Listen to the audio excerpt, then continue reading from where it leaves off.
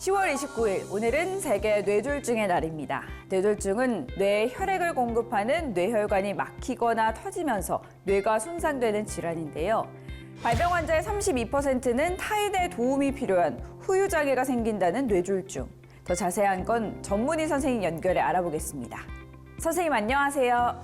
네, 안녕하세요.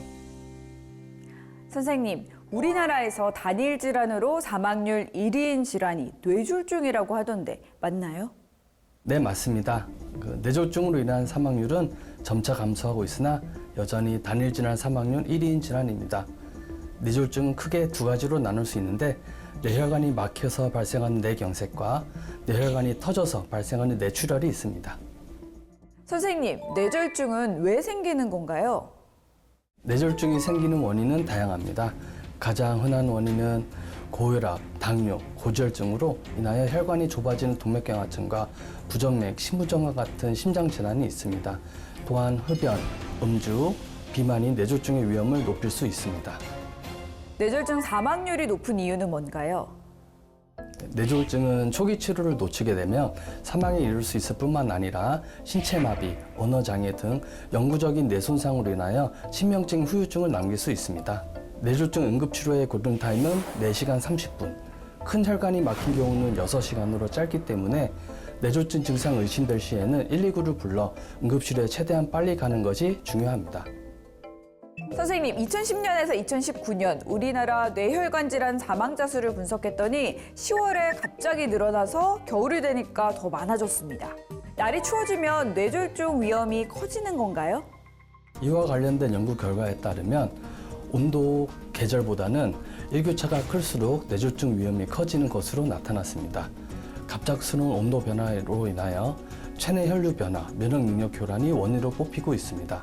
따라서 날이 추워지면 따뜻한 외투를 챙겨 체온을 유지하는 것이 좋겠습니다. 지난해 10월 뇌졸중 중에서도 뇌경색증 진료 환자 빅데이터를 분석해보면 40대에서 50대로 넘어가면서 환자가 크게 증가해 70대까지 남성 환자가 여성에 비해 훨씬 많았습니다. 뇌내 출혈의 경우도 60대까지 여성보다 남성 환자가 많았는데요. 선생님, 뇌혈관 질환 60대까지 여성보다 남성 환자가 더 많은 이유가 뭘까요? 아직 명확히 밝혀진 이유는 없습니다. 다만 음주, 흡연과 같은 생활 습관의 차이와 호르몬의 영향으로 인하여 60대까지는 남성 뇌출혈 환자가 더 많은 것으로 알려져 있습니다. 응급질환인 뇌졸중, 혹시 전조 증상은 없을까요? 갑자기 한쪽 팔다리에 힘이 빠지거나 안면마비가 오거나 언어장애가 생기거나 한쪽 시야가 보이지 않는다면 뇌졸중을 반드시 의심하셔야 합니다. 이러한 증상들이 호전되는 경우 전조 증상이라고 할 수 있는데 증상이 호전되는 경우에도 뇌졸중 재발 위험성이 상당히 높으므로 반드시 응급실로 가셔야 합니다.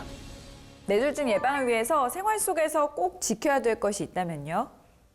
뇌졸중 예방을 위해서는 혈압, 당뇨, 고지혈증, 심장질환에 대해 관리를 하며 과다한 음주를 피하고 금연을 하며 꾸준한 운동과 좋은 식습관을 갖추는 것이 중요하겠습니다.